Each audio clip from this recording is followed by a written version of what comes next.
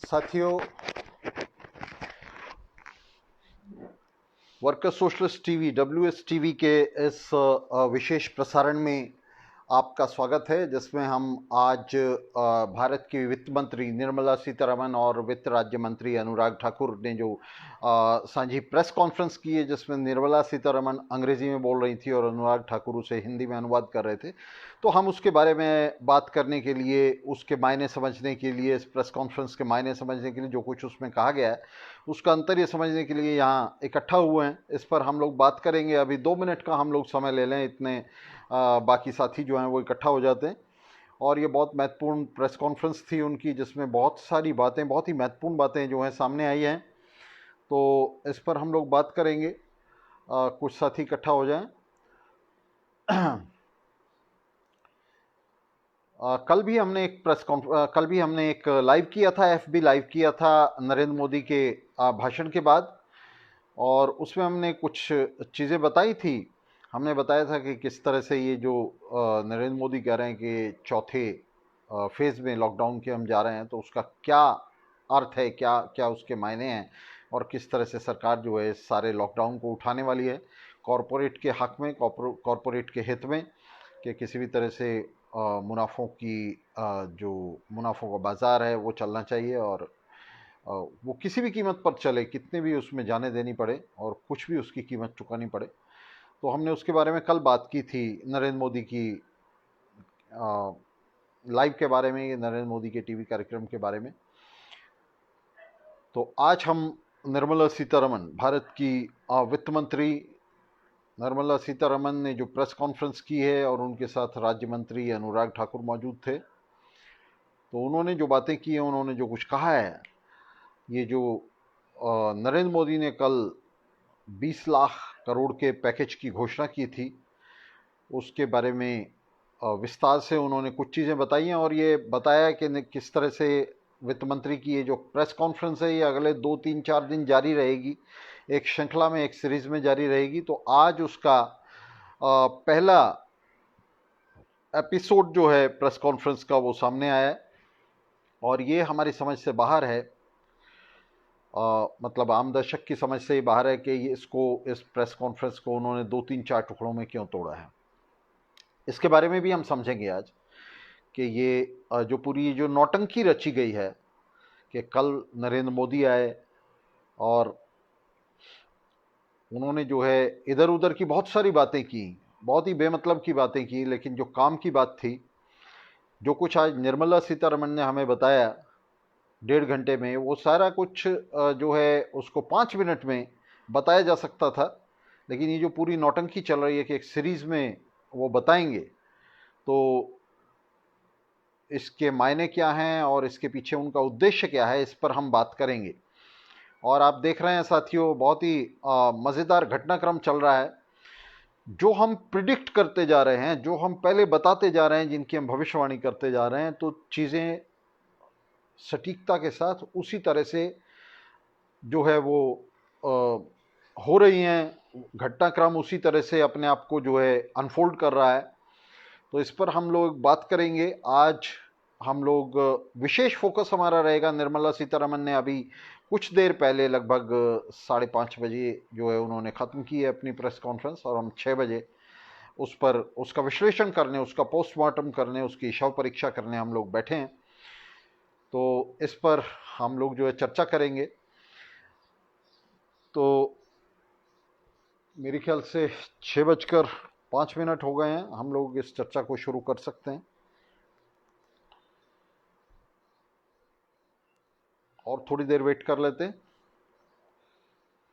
तो ये आज की जो हमारी चर्चा है बहुत महत्वपूर्ण है। इसमें हमें बहुत सारी चीज़ें, और बहुत बुनियादी चीज़ें, मैं कहूँगा बहुत महत्वपूर्ण मौलिक चीज़ें हमें सीखने को मिलेंगी। हम समझ पाएंगे कि ये जो सरकार है ये करने क्या जा रही है। 20 लाख करोड़ का पैकेज कोई छोटा मोटा पैकेज नहीं है। सार्वजनिक धन का ये बहुत बड़ा हिस्सा जो है सरकार ये एलोकेट कर रही है। हालांकि इसमें वो भी सारा जो है, सारे पैकेजेस शामिल हैं जो इससे पहले सरकार ने दिए, और यहाँ तक कि जो बेल आउट पैकेजेस कॉरपोरेट को दिए वो भी इसमें सरकार ने शामिल करके, जोड़ करके, ये वॉल्यूम इतना बड़ा करके हमें बताया है। इसके बावजूद 20 लाख करोड़ का जो पैकेज है अपने आप में अगर पहला भी जोड़ लिया जाए तो ये बहुत बड़ा पैकेज है।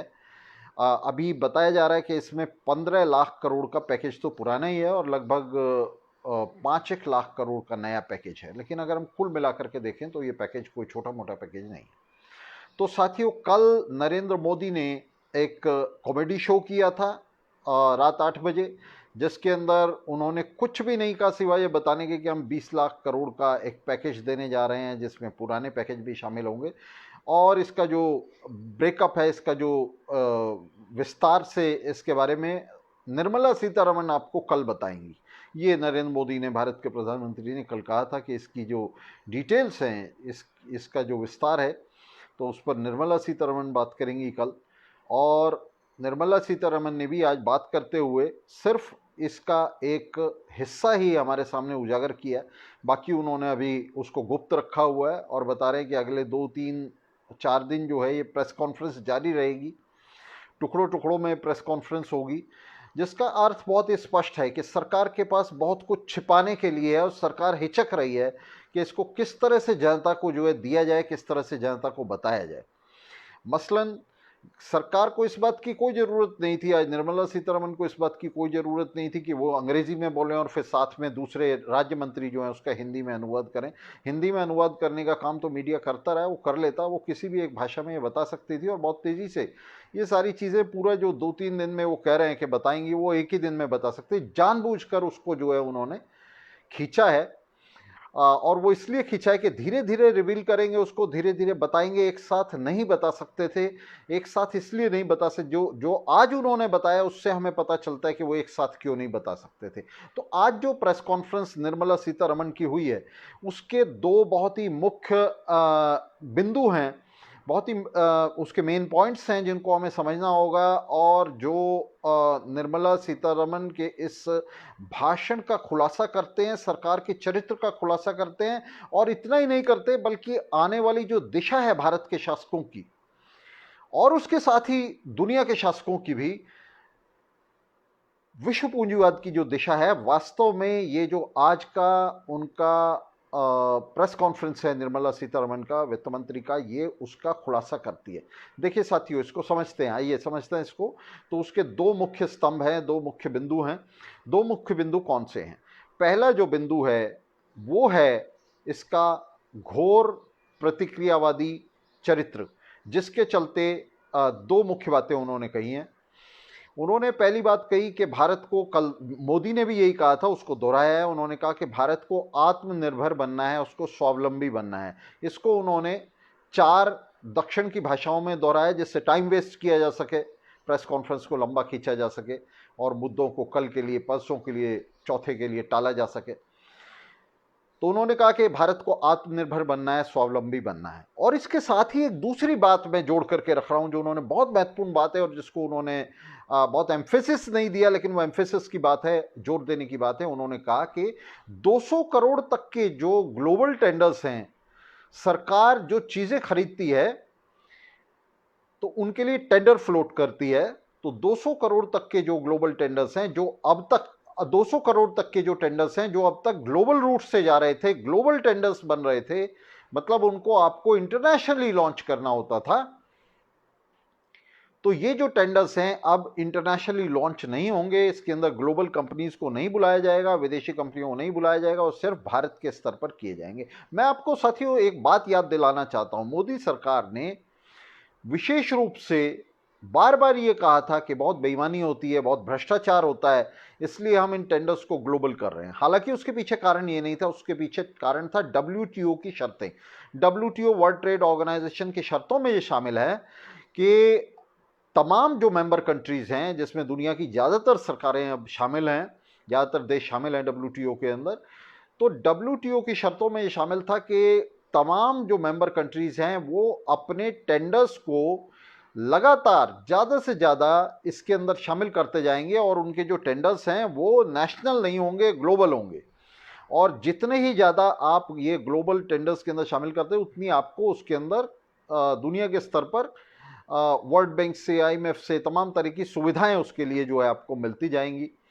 आप जो क्रेडिट रेटिंग एजेंसीज हैं उनकी रेटिंग में आप जो है आगे की तरफ चलते जाएंगे। तो ये एक रिजीम बना था जिसके अंदर जो मेंबर कंट्रीज हैं वो ज़्यादा से ज़्यादा ये ग्लोबल टेंडर्स जो हैं ये डाल रही थी, टेंडर्स को ग्लोबल किए जा रही थी और उसके बेनिफिट्स ले रही थी। पिछले दौर में, पिछले लगभग हम कहेंगे कि नरेंद्र मोदी से भी पहले पिछले जो है ये जो 30 सालों का समय गया है, 30 सालों का पीरियड गया है, 90-91 से जो है ये न्यू लिबरलिज्म का दौर था और इसके अंदर ज़्यादा से ज़्यादा ये ग्लोबल टेंडर्स का जो कॉन्सेप्ट है ये मजबूत होता जा रहा था। भारत के पूंजीपति, दुनिया के पूंजीपति ये जो वैश्वीकरण का, भूमंडलीकरण का जो है नारा दे रहे थे, उसका प्रोजेक्ट खोल करके बैठे हुए थे और बहुत बोस्टिंग कर रहे थे, बहुत ब्रैगिंग कर रहे थे, डींगे हाँक रहे थे कि अब जो भारत है वो भी वैश्वीकरण का हिस्सा बन गया है और भूमंडलीकरण हो रहा है कैपिटलिज्म का, पूरी दुनिया को एक ग्लोबल विलेज बना देंगे। ये बड़ा आपने देखा था किस तरह दुनिया के पूंजीपति ये डींगे हाँक रहे थे। तो अब वो सारा का सारा जो प्रोजेक्ट है ग्लोबलाइजेशन का वो बड़ी तेजी से संकट के इस दौर में जो है उल्टा जा रहा है। जैसा हमने बार बार कहा था कि ये तमाम जो राष्ट्रीय सरकारें हैं ये इस दौर में, संकट के दौर में अपने पंख समेटेंगी और अपने अपने घोंसलों में तिनके जमा करने में लग जाएंगी। ये भूल जाएंगी वैश्वीकरण के, भूमंडलीकरण के प्रोजेक्ट को। और दोस्तों, सबसे ज़्यादा जो इस वैश्वीकरण की ज़रूरत थी वो इस संकट के दौर में थी। संकट के दौर में न सिर्फ पूंजीवादी वैश्वीकरण की सबसे ज्यादा जरूरत थी, न सिर्फ आर्थिक जीवन के वैश्वीकरण की जरूरत थी, बल्कि कोरोना संकट के खिलाफ लड़ने के लिए वैश्वीकृत, भूमंडलीकृत प्रयासों की जरूरत थी, ग्लोबलाइज्ड एफर्ट्स की जरूरत थी।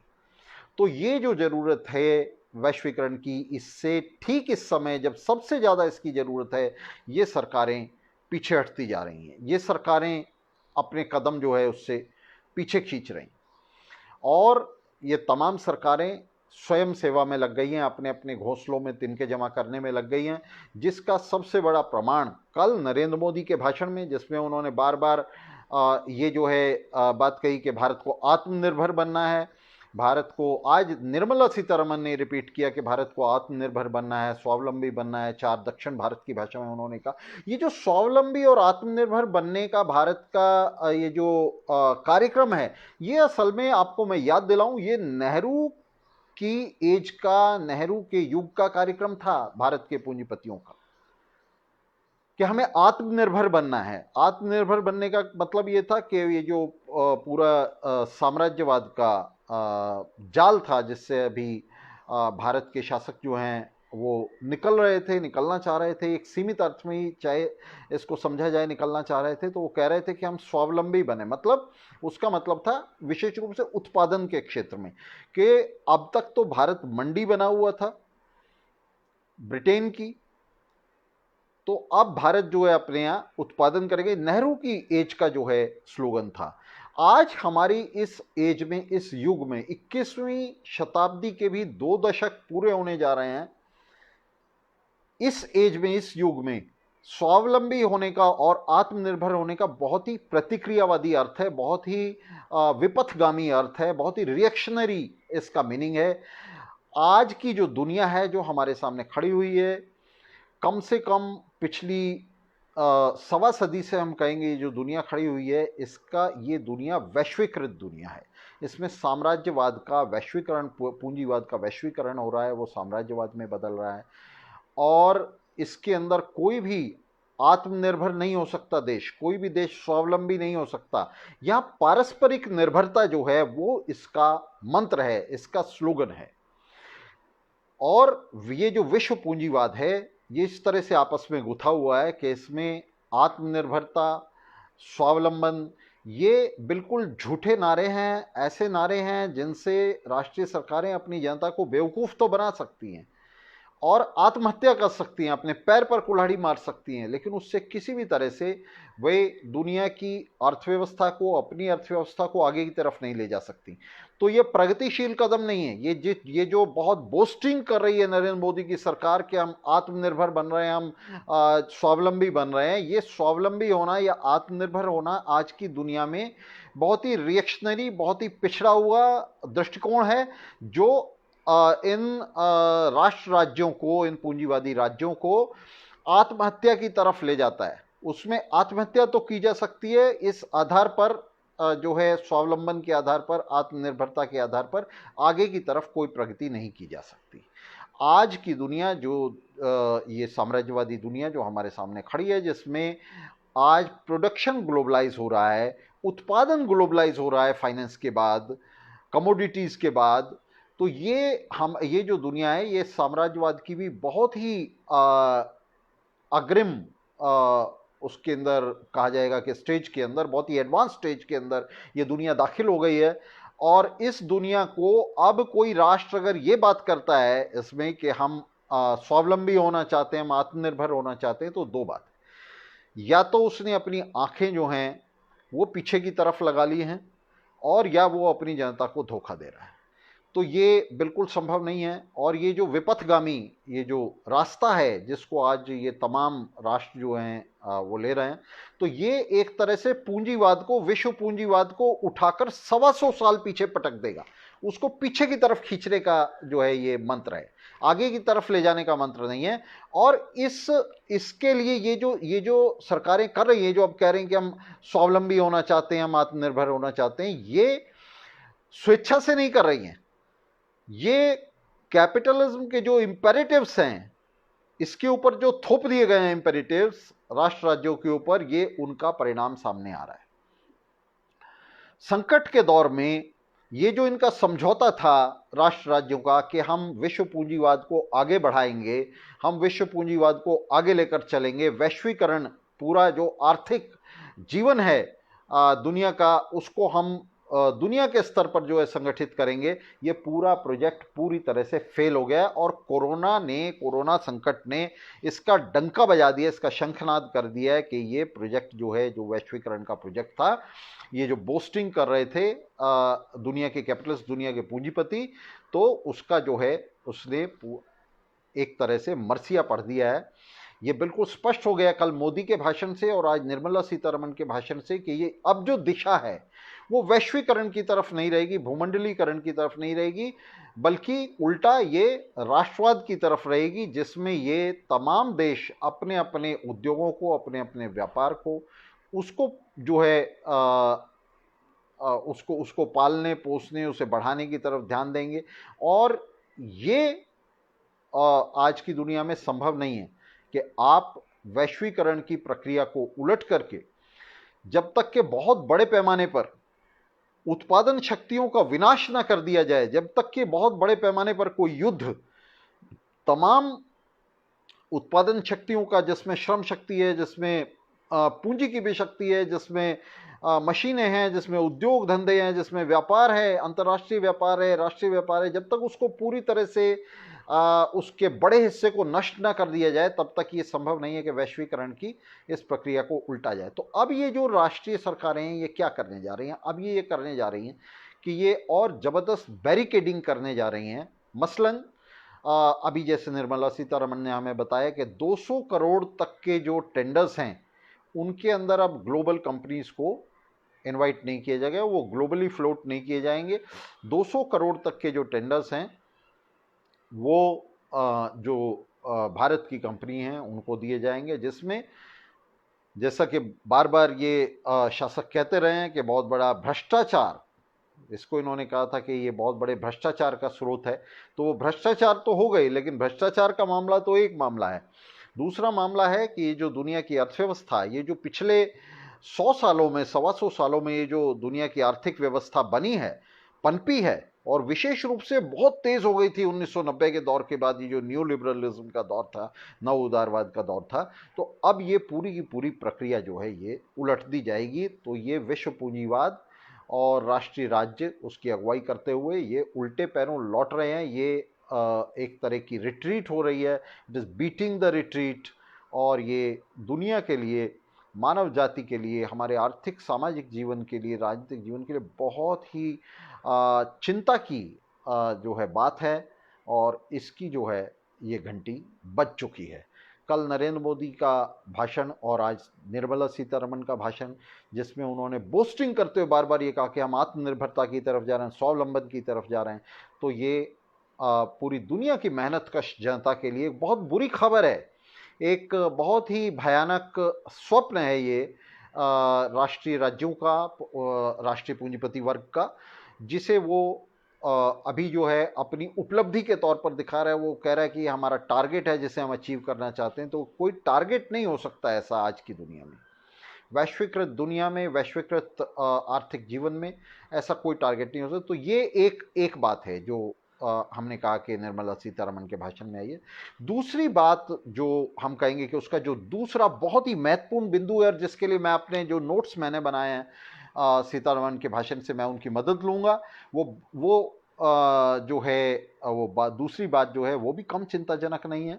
उसने सरकार की पूरी तरह से पोल खोल दी है, और वो मामला ये है कि सरकार ने आज जो व्याख्या और जो विस्तार दिया है 20,000 करोड़ को का ब्रेकअप हमें बताया निर्मला सीतारमण ने 20 लाख करोड़ का, तो वो बड़ा चिंताजनक इसलिए कि उसमें कॉरपोरेट का, न सिर्फ एमएसएमई का, जिससे जानबूझकर निर्मला सीतारमण ने अपना आज का भाषण शुरू किया, लघु उद्योगों से, छोटे उद्योगों से, कुटीर उद्योगों से उन्होंने उनको सॉप्स देने से भाषण शुरू किया, और आते आते वो एनबीएफसीज पर आ गई, डिस्कॉम्स पर आ गई। तो एक कॉरपोरेट का मुंह भर दिया गया अच्छी तरह से। इस 20 लाख करोड़ के पैकेज से पहले भी भरा गया, पहले भी आपने देखा किस तरह से बैंक्स को, एयरलाइंस को जो है जमकर उनको जो है मदद दी गई है। और आज विशेष रूप से निर्मला सीतारमण ने ये जो ब्रेकअप हमें दिया है इसका, तो इसके अंदर मजदूरों के लिए, किसानों के लिए, कर्मचारियों के लिए कुछ नहीं है। उनके लिए छोटी छोटी रियायतें दी गई हैं कि आप जो है, जैसे प्राइवेट सेक्टर को कहा गया है कि वहाँ जो है जो कर्मचारी और नियोक्ता हैं, एम्प्लॉयर्स हैं, एम्प्लॉयज़ और एम्प्लॉयर्स हैं, वो अपना जो कंट्रीब्यूशन है ईपीएफ में वो 12% से घटा के 10% तक कर सकते हैं। मतलब 12% की जगह आप 10% कर सकते हैं, और वो सीतारमण कह रहे हैं कि बाकी का पैसा आपके हाथ में रहेगा। तो वो कोई इतना बड़ा पैसा नहीं है, और वो उन्हीं का पैसा है, उसमें सरकार कुछ नहीं दे रही है। तो मजदूरों, मेहनतकशों, कर्मचारियों के लिए आज की घोषणा में, कल वो क्या करने जा रही हैं हमें प्रिडिक्ट करने की ज़रूरत नहीं है, लेकिन हम देख सकते हैं कि जो आज किया उन्होंने, आज वो बेस्ट जो है इसके लिए जो उनके पास घोषणा थी, हमें लगता है मजदूरों, मेहनतकशों के लिए वो आज उन्होंने कर दी है। और आज की घोषणा में भी हम देखते हैं कि जो कुछ दिया गया है वो कॉरपोरेट को दिया गया, बड़े कॉरपोरेट को दिया गया, छोटे कॉरपोरेट को दिया गया। मजदूरों के लिए, मेहनतकशों के लिए, कर्मचारियों के लिए कुछ भी नहीं दिया गया है। और बहुत ही बेशर्मी से सरकार ने जो है अपने हाथ झाड़ लिए हैं। और आप अगर विश्वास करें तो हम भी ये उसके बारे में कल तक भी हम ये नहीं सोच रहे थे कि सरकार इस कदर बेशर्मी दिखाएगी। हम समझ रहे थे कि शुरुआत में कम से कम कुछ सॉप्स जो हैं वो मजदूरों, मेहनतकशों को संतुष्ट करने के लिए लाएगी, लेकिन आज सरकार ने जिस बेशर्मी से काम किया उससे ये बिल्कुल स्पष्ट है कि सरकार अब किसी भी तरह का इसमें कोई रियायत बरतने वाली नहीं है, और वो पूरी बेशर्मी से जो है सामने आएगी, और खुल्लम खुल्ला अब वो कॉरपोरेट की मदद करेगी, कॉरपोरेट को सॉप्स देगी। तो हम आज की जब इस पर बात करते हैं, हम लफाजी को छोड़ दें जो वो उन्होंने दोहराई है कल, मोदी वाली लफाजी के ये हमारे सेल्फ रिलायंट इंडिया होगा, स्वावलंबी भारत होगा, और उसके 5 पिलर होंगे, economy, infrastructure, demography, demand, reform, ये सब हम छोड़ दें। ये सब सरकार का जो है पॉलिसी मैटर है, सोफिस्टिकेटेड पॉलिसी मैटर है, जिसका कोई भी शेडो जो है वो हमें देखने को नहीं मिल रहा है। तो इसमें हम छोड़ दें जो उन्होंने फैक्टर ऑफ प्रोडक्शन बताए हैं कि किस तरह से लैंड, लेबर, लॉ और ये वो, इससे भी हमारा कोई मतलब नहीं है। हम सीधे सीधे इस बात पर आ जाएं कि ये सरकार जो है, पहली बात तो हमने आपको बताई है कि किस तरह से सरकार ग्लोबल से लोकल की तरफ लौट रही है। वो कह रही है कि हम लोकल से ग्लोबल की तरफ चलेंगे, लेकिन ये झूठ बोल रही है। वो असल में ग्लोबल को पूरी तरह से अबंडन करके, ग्लोबल को पूरी तरह से छोड़ करके और लोकल की तरफ आ रही है। और ये एक पश्चगामी, एक प्रतिगामी रूट है राष्ट्रीय सरकारों का, जिसको आपको याद होगा अपने वीडियोस में हम बार बार कहते रहे हैं कि संकट के इस दौर में पूंजीवाद का, विश्व पूंजीवाद का सर्वनाश होने जा रहा है। ये तमाम सरकारें अपने अपने घरौंदे, अपनी अपनी नाव, अपने अपने जहाज बचाने के लिए अब हाथ पैर मारेंगी, भूल जाएंगी विश्व पूंजीवाद को। कॉपरेशन की जगह और तेज कंपटीशन और वॉर्स लेंगी, इनके बीच में गला काट प्रतियोगिता होगी, तो वो शुरू हो गई है। और ये जो शुरू हुई है, आप देखिए किस तरह से इनका समझौता टूट रहा है। ये जो समझौता था कि हम ग्लोबल टेंडर्स देंगे सभी, वो भी टूट रहा है। ये जो भारत सरकार ने विड्रॉ किया है कि हम 200 करोड़ तक के कोई ग्लोबल टेंडर नहीं देंगे, ये एक तरह का ट्रिगर आप समझो कि एक नया, आप दूसरी सरकारें सब यही करेंगी। ट्रंप ने बहुत सारे मेजर्स पहले ऐसे ही लिए हैं, तो अब ये सरकारें एक एक करके उससे भी पीछे हट रही हैं। ये जो ग्लोबलाइजेशन है, इससे पूरी तरह पीछे हट जाएंगी, अपने पंख समेट लेंगी। और ये जो लोकल लोकल लोकल कर रहे हैं, ये लोकल और कुछ नहीं है। इस लोकल में भ्रष्टाचार और क्वालिटी का जो फॉल होगा, उस क्वालिटी का जो, गुणवत्ता का जो पतन होगा, भ्रष्टाचार पूरी तरह से जो है और तेजी से इसमें फैल जाएगा, जो ग्लोबल टेंडर्स नहीं होंगे। इनके अलावा ये जो अर्थव्यवस्था का, विश्व अर्थव्यवस्था को पूरी तरह से अबंडन करके और राष्ट्रीय अर्थव्यवस्थाओं की तरफ आ रहे हैं, तो ये एक बात है। इसके साथ ही साथ हम देखते हैं कि आज जो और दूसरी बातें आई हैं, तो उन्होंने बहुत सारी स्कीम्स का हवाला दिया। और अभी की स्कीम्स का नहीं, बड़ी मजे की बात है, उस प्रेस कॉन्फ्रेंस को लंबा करने के लिए इन्होंने 2014 और 2019 के बीच में जो 5 साल की स्कीम्स थी, उनकी भी गिनती करा दी इसमें, जिनका कोई ताल्लुक जो है 20 लाख करोड़ से नहीं।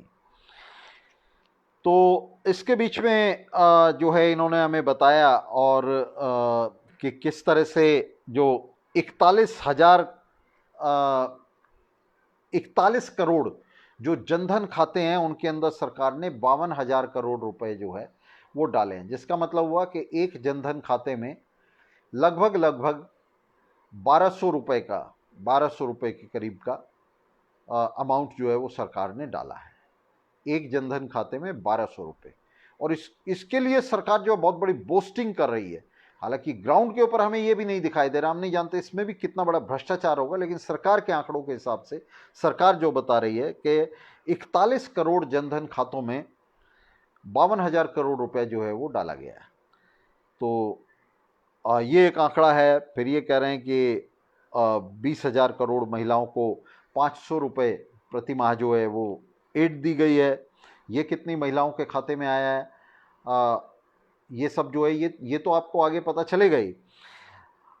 और इसके साथ जो है ये कह रहे हैं कि किसानों को हमने जो है उनको 2,000 रुपये की मदद दी है महीने में। तो कितने किसानों को ये मदद पहुंची है वो आप देख सकते हैं। और इसके साथ साथ इसके बारे में हम बात करें, अब ये MSME पर आ जाते हैं। ये तो इन्होंने मोटे मोटे आंकड़े दिए हैं, जो अब के आंकड़े नहीं हैं, ये पिछले आंकड़े दिए हैं इन्होंने कि पीछे हमने जो है किस तरह से मदद की है।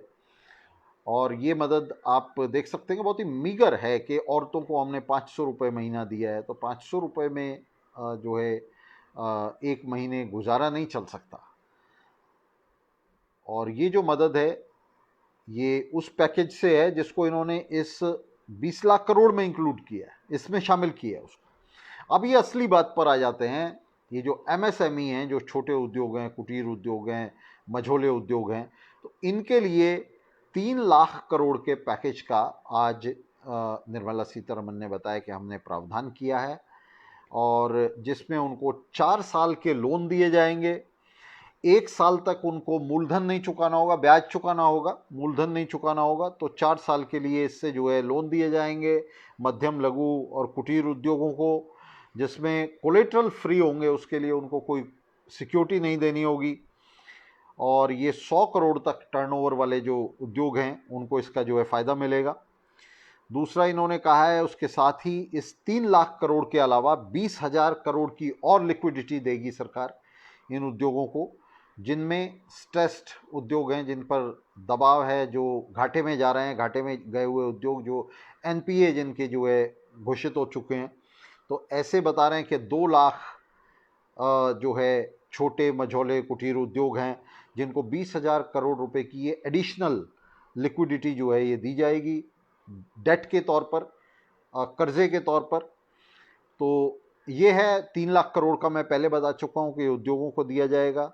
दूसरा इन्होंने कहा है कि 50,000 करोड़ का इनके अंदर जो है इक्विटी इन्फ्यूज़न किया जाएगा, कि इनकी जो इक्विटी है तो उसके अंदर ये 50,000 करोड़ रुपए इक्विटी के पर्पस के लिए जो है दिए जाएंगे, पूंजी निवेश के पर्पस के लिए ये 50,000 करोड़ रुपए दिए जाएंगे। उन एमएसएमई को दिए जाएंगे जो स्ट्रेस में नहीं है, जो अच्छा बिजनेस कर रहे हैं, तो उनके अंदर इक्विटी में जो है ये 50,000 करोड़ रुपए इनका निवेश सरकार जो है वो करेगी। एमएसएमई की डेफिनेशन चेंज कर दी है, जिसमें उन्होंने कुटीर उद्योग के लिए उसको थोड़ा सा बढ़ा दिया है, मझोले उद्योगों को बढ़ा दिया है, और इस तरह से जितने भी तरह के इसमें माइक्रो यूनिट्स हैं उनके लिए सीमा बढ़ा दी है, निवेश की भी सीमा बढ़ा दी है, और उसके अंदर जो है उन्होंने उसकी आउटपुट की भी सीमा बढ़ा दी है, उसके टर्नओवर की भी सीमा बढ़ा दी है। तो इनको जो है एक रेस दे दिया है, इनकी परिभाषा बदल दी है, और इससे कोई ज़्यादा फर्क पड़ने वाला नहीं है। ये 20 लाख करोड़ का जो पैकेज है, इसके साथ इसका डायरेक्टली कोई रिलेशन भी नहीं है। तो सरकार की एक अलग पॉलिसी है जिसको सरकार टाइम टू टाइम करती रहती है। अगर ये मान लीजिए संकट ना भी होता और ये पैकेजेस ना भी दिए जाते तो भी सरकार जो है टाइम टू टाइम ये सीमाएं जो है बढ़ाती रहती है। तो इसके अलावा जो कर्मचारियों के लिए उन्होंने दिया है, मैंने आपको बता दिया कि जो सरकारी कर्मचारी उनके लिए पहले ही इन्होंने घोषणा की थी, जो पब्लिक सेक्टर के और सरकारी कर्मचारी हैं, कि उनका जो ईपीएफ कंट्रीब्यूशन है उसके अंदर 12% का उनका कंट्रीब्यूशन है। 12% का तो सरकार देती है, पब्लिक सेक्टर देता ही है, तो 12% का जो ईपीएफ कंट्रीब्यूशन है उसके लिए सरकार ने घोषणा की थी कि वो पहले से दे रही है 12% का, उसको इन्होंने आगे 3 महीने के लिए और एक्सटेंड कर दिया है, जिसमें ये बता रहे हैं कि उससे 3.66 लाख जो इंस्टीट्यूशंस हैं उनके ऊपर ये लागू होता है, और 72 लाख एम्प्लॉयज़, 72 लाख से ज़्यादा एम्प्लॉयज़ जो हैं वो इससे फ़ायदा उठाएंगे। जो प्राइवेट क्षेत्र में काम कर रहे हैं एम्प्लॉयज़, तो वहाँ जहाँ 100 एम्प्लॉयज़ एक साथ काम कर रहे हैं और उसमें 90% से ज़्यादा 15,000 से कम तनख्वाह ले रहे हैं, सैलरी ले रहे हैं, तो उनके ऊपर जो है ये दूसरा लागू होगा, जिसमें उन्हें 12% नहीं अब 10% तक जो है कंट्रीब्यूशन दे करके काम चल जाएगा। तो 2% का जो कंट्रीब्यूशन है उनका अपना ही कंट्रीब्यूशन किस सैलरी से कटेगा, उसको वो जो है जमा करने के बजाय ईपीएफ में उसको घर ले जा सकते हैं। और जो बड़े पैकेजेस सरकार ने दिए, जो असली पैकेजेस हैं, एनबीएफसी को सरकार ने 30,000 करोड़ रुपए का लिक्विडिटी इन्फ्यूजन दे दिया है। NBFC non banking finance companies, जो नॉन बैंकिंग कंपनीज हैं, फाइनेंस कंपनीज हैं, प्राइवेट कंपनीज हैं, उनको सरकार ने 30,000 करोड़ का एक लिक्विडिटी इन्फ्यूजन दे दिया है, और जिसमें जो है फुल गारंटी इन एनबीएफसीज के लिए, कर्जों की जो फुल गारंटी है, पूरी गारंटी है, वो सरकार देगी। 100% गारंटी इनके लिए सरकार देगी। दूसरा, इन्होंने इस 30,000 करोड़ रुपए के लिक्विडिटी पैकेज के साथ साथ 45,000 करोड़ रुपए का एक पार्शियल पैकेज और रखा है, जिसको आंशिक ऋण गारंटी योजना का नाम दिया गया है। तो ये जो 45,000 करोड़ रुपए का पैकेज है, इसके अंदर भी, इसके अलावा देखिए मैं आपको समझा दूं, 30,000 करोड़ रुपए का जो पैकेज है उसके लिए पूरी गारंटी सरकार देगी। ये जो 45,000 करोड़ रुपए का आंशिक ऋण गारंटी योजना का पैकेज है, इसके लिए भी 20% का जो नुकसान की गारंटी है कर्जों के अंदर, वो सरकार देगी। तो ये एक बहुत बड़ी राहत है, बहुत बड़ा पैकेज है जो सरकार ने बिल्कुल सीधे एनबीएफसीज को दिया है, प्राइवेट कॉरपोरेट को दिया है। उसको बहुत बड़ा सोप सरकार ने इस 20 लाख करोड़। और आज जो इन्होंने घोषणाएं की है, मैं बता दूं कि ये अभी शुरुआत है। अभी आने वाली घोषणाएं आप 2, 3, 4 दिन सुनेंगे, जो डेली प्रेस कॉन्फ्रेंस होगी वित्त मंत्री की, उसमें कॉरपोरेट को और बड़े पैकेजेस जो हैं वो दिए जाएंगे। दूसरा, इन्होंने डिस्कॉम्स को, जो बिजली कंपनियां हैं, उनको बहुत बड़े पैकेज दिए। एक तो 90,000 करोड़ रुपए का तो सीधा ही लिक्विडिटी बूस्ट दिया है, 90,000 करोड़ रुपए का सीधा लिक्विडिटी बूस्ट दिया है। ये जो बिजली वितरण कंपनियां हैं इनके लिए इसकी व्यवस्था की है, और जिसमें ये जो है उसमें 2 नोडल एजेंसी बीच में डाली हैं सरकार ने, पीएफसी और आरईसी। तो इन 2 नोडल एजेंसीज के जरिए जो है ये सारा जो लिक्विडिटी बूस्टर पैकेज है ये बांटा जाएगा। और इसके अंदर जो पावर डिस्ट्रीब्यूशन कंपनीज हैं उनको ये पूरा पैकेज 90,000 करोड़ का जो है ये पैकेज, ये मेजर पैकेज है जो उन्होंने दिया है, ये मिलेगा। मैंने आपको बताया किस तरह से एनबीएफसीज को, एनबीएफसीज के लिए मैंने आपको बताया कुल पैकेज मिला के एनबीएफसीज का जो है ये 75,000 करोड़ रुपए का बन जाता है। 30,000 करोड़ रुपए का जिसके लिए फुल गारंटी है, 45,000 करोड़ रुपए का जिसमें 20% गारंटी सरकार बैकअप दे रही है उसको, और डिस्कॉम्स के लिए अलग से ये 90,000 करोड़ रुपए का पैकेज है। इसके साथ साथ इन्होंने बिल्डर्स को एक बहुत बड़ी राहत दे दी है। बिल्डर्स जो अपने प्रोजेक्ट पूरे नहीं कर रहे थे और उन्होंने बीच में लटकाए हुए थे, उसको सरकार ने एक बड़ी राहत दे दी है कि उनको 6 महीने की एक्सटेंशन और दे दी। और ये एक्सटेंशन जो है ये उनके मांगने की ज़रूरत नहीं है, स्यू मोटो है। इनको अथॉरिटीज़ को कह दिया है, रेरा अथॉरिटीज़ को कह दिया है, तमाम तरह की जो अथॉरिटीज़ हैं उनको कह दिया है कि ये स्यू मोटो अपने आप उसको जो है आप ऑटोमेटिकली जो है इसको एक्सटेंड कर दो। दूसरा, इन्होंने partial bank guarantee release they दिया उनको। उनकी जो बैंक गारंटीज़ हैं, जहाँ जहाँ बिल्डर्स जो हैं सरकारी ठेके उनके पास हैं, तो जो बैंक गारंटी दी हुई हैं उन्होंने कहा कि जितना कॉन्ट्रैक्ट उनका कंप्लीट हो चुका उसकी बैंक गारंटी उनको जो है रिलीज़ कर दो। तो सरकार ने बहुत सोच समझ कर जो है ये बड़े कॉरपोरेट्स को, जो बिल्डर्स हैं, बड़े बिल्डर्स हैं, कॉरपोरेट्स हैं, उनको ये बहुत बड़ा सरकार ने जो है ये शॉप्स दिए हैं उनके हाथ में। तो 6 महीने की एक्सटेंशन उनको, रजिस्ट्रेशन और कंप्लीशन दोनों से ये 6 महीने की एक्सटेंशन दी है। साथ में फिर इन्होंने जो डायरेक्ट टैक्सेस हैं उसके अंदर एम्प्लॉयज़ को छोटी मोटी कंसेशन दे दी हैं। जो छोटे छोटे व्यापारी हैं उनको छोटी मोटी कंसेशन दे दी हैं। जैसे सरकार ने कहा कि भी जो चैरिटेबल इंस्टीट्यूशंस हैं उनके जो रिफंड्स पेंडिंग है, इंडिविजुअल्स के जो रिफंड्स पेंडिंग हैं उनको हम तुरंत रिलीज़ कर देंगे, ये कोई कंसेशन नहीं है। साथ में इन्होंने कहा कि जो जहाँ डेडलाइन आ रही थी, टैक्स डिपॉजिट करने की डेडलाइन आ रही थी या दूसरी डेडलाइंस थी, उनको इन्होंने एक्सटेंड कर दिया है। जैसे सितंबर में जो डेडलाइन थी टैक्स डिपॉजिशन की 30 सितंबर को, उसे इन्होंने 31 दिसंबर कर दिया। जो 31 दिसंबर की डेडलाइन थी उसको इन्होंने अगले साल मार्च के लिए कर दिया है। तो ये छोटे मोटे जो शॉप्स हैं, ये छोटे मोटे जो कंसेशंस हैं, ये इन्होंने छोटे व्यापारियों को या आम आदमी को, या हम कहेंगे कि मेहनतकश जनता को, जिनको जो सैलरीड क्लास है उसको दिए हैं। तो हम इसमें देख सकते हैं कि जहाँ तक सैलरीड क्लास का ताल्लुक है, वर्कर्स का ताल्लुक है, पीजेंट्स का ताल्लुक है, एम्प्लॉयज़ का ताल्लुक है, तो उनके लिए तो इन्होंने ऊँट के मुंह में जीरे की तरह उसको डाला है। कल हमने कहा था, कल हमने ये जो मुहावरा है इसको इस्तेमाल किया था कि सरकार निश्चित रूप से उनके मुंह में जो है कुछ डालेगी जीरे की तरह, लेकिन हमें भी ये नहीं मालूम था कि वो इतना कम होगा। और इसके साथ ही साथ हम ये सोच रहे थे कि कम से कम आज सरकार मजदूरों, किसानों, कर्मचारियों की बात करेगी और कल परसों चौथे जो है वो फिर धीरे धीरे अपनी असली एजेंडे पर आएगी और कॉरपोरेट को देगी। ये तो पहले ही दिन सरकार ने जो सबसे बड़ी धनराशि है उससे कॉरपोरेट का मुंह भर दिया है। तो आने वाले समय में कल, परसों और चौथे सरकार क्या करने जा रही है वो हमें पता चलेगा। लेकिन आज जो सरकार ने, वित्त मंत्री ने घोषणा की है, और उस घोषणा को करते हुए ये जो हिचक थी सरकार की, जिसमें वो टाइम वेस्ट कर रही थी बस प्रेस कॉन्फ्रेंस में, वो हिचक भी यही थी कि वो उसने बहुत बड़े पैकेजेस जो है कॉरपोरेट को देने के बाद मजदूरों, मेहनतकशों, किसानों को, कर्मचारियों को कुछ भी नहीं दिया, लगभग कुछ भी नहीं दिया उनको।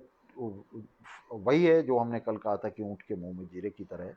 और कॉरपोरेट को ये सारे जो बड़े पैकेजेस हैं ये बांट दिए गए हैं। और सरकार, इसका मतलब ये है कि इस अब आने वाला ये जो समय है जिसमें लॉकडाउन उठाया जा रहा है और इंडस्ट्री को खोला जा रहा है, तो इसमें सरकार जो है वो बहुत ही बेशर्मी से आपके सामने आएगी।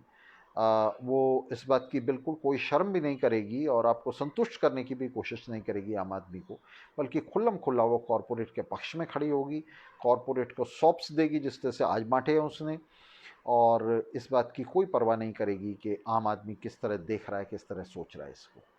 तो ये मैंने बताया, इसको मैं एक बार बस दोहरा देता हूँ कि दो मुख्य बातें जो आज वित्त मंत्री के भाषण में हैं, जिनका संकेत हमें कल मिल रहा था मोदी के भाषण में। दो बातें कि एक तो वैश्वीकरण के प्रोजेक्ट से सरकार जो है वापस लौट रही है, और जिस आत्मनिर्भरता की बात कर रही है वो एक तरह से आर्थिक व्यवस्था के लिए एक आत्महत्या की बात है।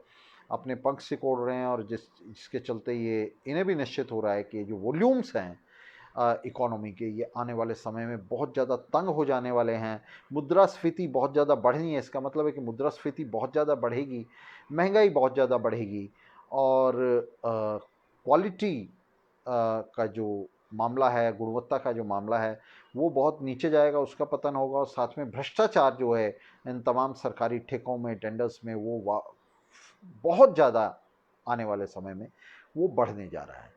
तो ये सारी ये प्रक्रिया है जिसके अंदर जो है हमें आने वाले समय में अब इसको देखना समझना है।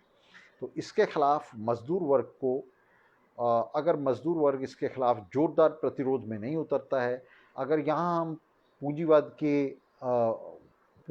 को, उसके विकास को नहीं रोक देते हैं, अगर हम समाजवादी क्रांति के दौर में, समाजवादी संघर्ष के दौर में, समाजवादी क्रांतिकारी संघर्ष के दौर में दाखिल नहीं होते हैं, पूंजीवाद को नहीं उलटते हैं, तो ये जो पूंजीवाद अब हमारे सामने आने जा रहा है, ये जो साम्राज्यवाद अब लौटते हुए अपने राष्ट्रीय घरोंदों में जो है केंद्रित होगा, इसके दो परिणाम हमारे सामने आएंगे। और इसको वर्कर्स सोशलिस्ट पार्टी की तरफ से मैं विशेष रूप से साथियों को कहना चाहता हूं कि इसको समझें। इसका परिणाम होगा सीमाओं के अंदर फांसीवाद और सीमाओं के बाहर युद्ध। ये जब अपने घरोंदों में सिमटेंगे, अपने अपने घरोंदों में जो है तिनके जमा करेंगे, और जो जैसा तैसा इनका कॉपरेशन था, वैश्विक व्यवस्था थी, उससे पीछे हटेंगे, तो ये युद्ध की तरफ जाएंगी चीज़ें, वॉर होगी। और सीमाओं के अंदर इनको जिसको ये आत्मनिर्भरता और स्वावलंबिता कह रहे हैं, इसको थोपने के लिए लोगों के ऊपर इनको फांसीवाद को और मजबूत करना होगा। तो आने वाला समय जो है ये जो स्वावलंबन का और आत्मनिर्भरता का नारा है, इसके पीछे छुपे हुए जो तथ्य हैं वो हैं फांसीवाद और युद्ध। तो इसके साथ आज का कार्यक्रम हम समाप्त करते हैं। 9 बजे हम दूसरे विषय पर लाइव होंगे। तेलंगाना का किसान संग्राम और स्टालिनवादियों ने कैसे उसका सर्वनाश किया। तो 9 बजे हम आपसे बात करते हैं। तब तक के लिए आपसे आज्ञा लेते हैं साथियों। लाल सलाम, विदा।